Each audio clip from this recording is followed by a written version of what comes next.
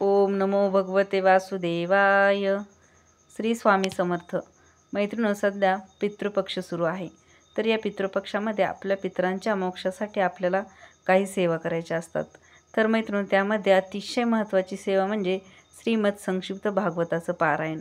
मैत्रिणी, या 15 दिवसामध्ये, या 15 वाड्यामध्ये आपण नक्कीच ह्या संक्षिप्त भागवताचं पारायण रोज केलं 15 दिवस तरी अतिशय चांगली गोष्ट आहे. मैत्रिणींनो, पितृदोष ही समस्या खूप मोठी आहे.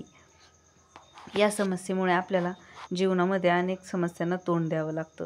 त्यामध्ये आपल्याला कर्जबाजारीपणा, त्याचबरोबर घरामध्ये वादविवाद, त्याबरोबर विवाहासाठी अडचणी, घरामध्ये सततचा आजारपण असणं, घरामध्ये क्लेश वादविवाद असणं, घरात अशांतता असणं, त्याचबरोबर नकारात्मक शक्तींचा प्रभाव असणं, ह्या सगळ्या गोष्टींचा प्रभाव हा पितृदोषामुळेच आपल्या घरावर असतो.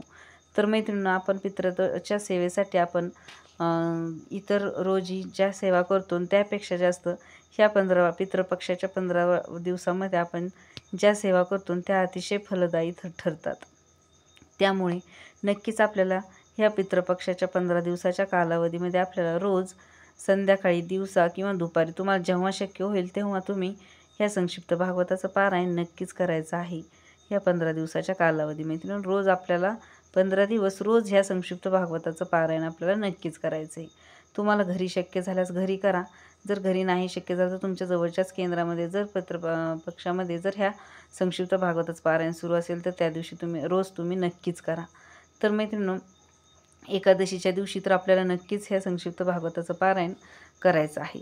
मैत्रिणींनो, पितृपक्षातच नाही पण इतर वारी 12 महिन्यामध्ये जेवढ्या एकादशी येतात तेवढ्या प्रत्येक एकादशीला आपल्या घरामध्ये संक्षिप्त भागवताचं पारायण नक्कीच झालं पाहिजे.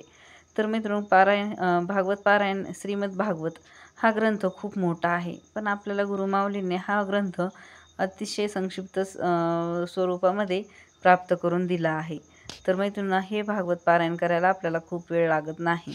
1 ते 1.5 तासामध्ये आपलं हे पारायण नक्कीच होतं. तर त्यामुळे मैत्रिणींनो, नक्कीच आपल्या पितरांच्या मोक्षासाठी, आपल्या घरामध्ये पितृदोषाच्या अडचणी कमी होण्यासाठी आपल्याला हे भागवत पारायण नक्कीच करायचं आहे. तुम्ही नक्कीच या 15 दिवसामध्ये ह्या श्रीमद भागवताचं पारायण करा. मित्रांनो, पितृदोष हा खूप आपल्याला त्रासदायक ठरतो. त्यामुळे नक्कीच आपल्याला आपल्याला मोक्ष मिळणार आहे ह्या पारायणाने. नक्कीच तुम्ही हे पारायण करा. मैत्रिणींनो, आपल्याला घरामध्ये पितृदोष सांगितल्याच्या नंतर जवळजवळ 80-90% घरांना पितृदोषाची अडचण सांगितली जाते. तर मैत्रिणींनो, पितृदोषाची अडचण सांगितल्याच्या नंतर आपल्याला काय सांगितलं जातं की तुम्ही नारायण नागबली करा. तर मैत्रिणींनो, नारायण नागबली करण्यासाठी आपल्याला खूप वेळ जातो आणि खर्चही खूप होतो. तर मैत्रिणींनो, हे सगळ्या गोष्टी करण्यापेक्षा आपण सगळ्यात सोपी सेवा आहे श्रीमद भागवताचं पारायण. ही नक्कीच तुम्ही करा. आपल्याला नारायण नागबली करण्याची सुद्धा गरज पडणार नाही. तेवढी मोठी सेवा नारायण नागबलीची करण्यासाठी वेळही तितकाच जातो, पैसाही तितकाच जातो आणि आपल्याला ती सेवा करण्यासाठी तिथे गेल्याच्या नंतर आपल्याला विश्वासाची पूजा करणारी कोणी भेटत नाही. त्यामुळे नक्कीच आपण आपल्या घरामध्येच संक्षिप्त भागवताचं पारायण पितृदोषाच्या निवारणासाठी नक्कीच तुम्ही करा आणि त्याचा अनुभव घ्या. मैत्रिणींनो, श्री स्वामी समर्थ. जय जय स्वामी समर्थ.